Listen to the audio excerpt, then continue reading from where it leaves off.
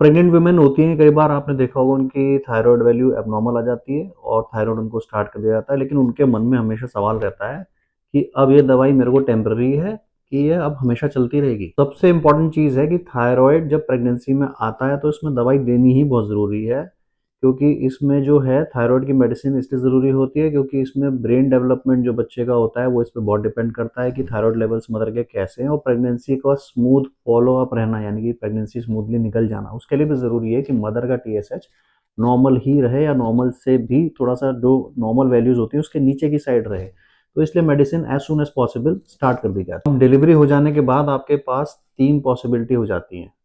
First possibility है जो temporary pregnancy related thyroid abnormality होती है, जिसमें कि 6 से 12 महीने में आपकी जो टीएसएच वैल्यू है एज पर दैट डॉक्टर्स उसकी मेडिसिन कम करते जाते हैं, और फिर 6 से 12 महीने मैक्सिमम 1 साल मान लीजिए, 1 साल के अंदर पेशेंट थायराइड मेडिसिन फ्री हो जाता है और ऐसे पेशेंट्स टेम्पररी थायराइड कैटेगरी में आते हैं। सेकेंड टाइप ऑफ पेशेंट होते हैं जिनको प्रेगनेंसी रिलेटेड पोस्टपार्टम थायराइडाइटिस होता है, यानी कि जब उनकी डिलीवरी हुई तो उस समय कुछ एंटीबॉडीज क्रॉस कर गई और उसकी वजह से थायराइड में ग्लैंड में स्वेलिंग आ गई।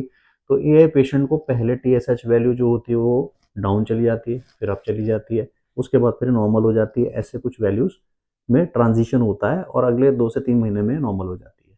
थर्ड पॉसिबिलिटी है ऑटो इम्यून थायराइडाइटिस की, यानी कि इसमें एंटी टीपीओ एंटीबॉडीज जो होती हैं पेशेंट की पॉजिटिव होती हैं, और ये तो थायराइड होता है लंबे समय तक रहने वाला है और एक तरह का परमानेंट थायराइड है जिसमें कि आपकी मेडिसिन चलती रहेगी। कैसे पता लगेगा कि आपको डिलीवरी के बाद परमानेंट टाइप ऑफ थायराइड है? सबसे सिंपल रूल है कि आपकी एंटीबॉडी शायद पॉजिटिव हो, आप ये चेक करा लें।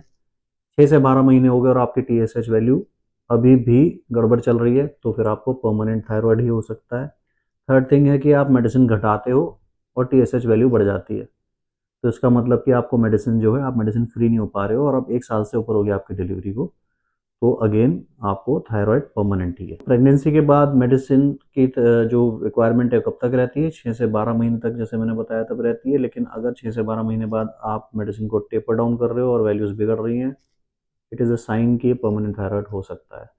Even though anti TP antibodies ना भी हो, अगर आप अल्ट्रासाउंड कराओगे आपका ग्लैंड वीक है, नोड्यूल्स हैं, तो फिर तब भी आपको थायराइड की मेडिसिन की जरूरत लाइफ लॉन्ग पड़ेगी। तो हर प्रेगनेंसी में थायराइड परमानेंट नहीं होता, लेकिन प्रेगनेंसी में थायराइड को लाइटली भी नहीं लिया जाता, और आप खुद के डॉक्टर ना बने, थायराइड की मेडिसिन प्रेगनेंसी के बाद खुद से ना बंद करें। Let that decision to be taken by your doctor.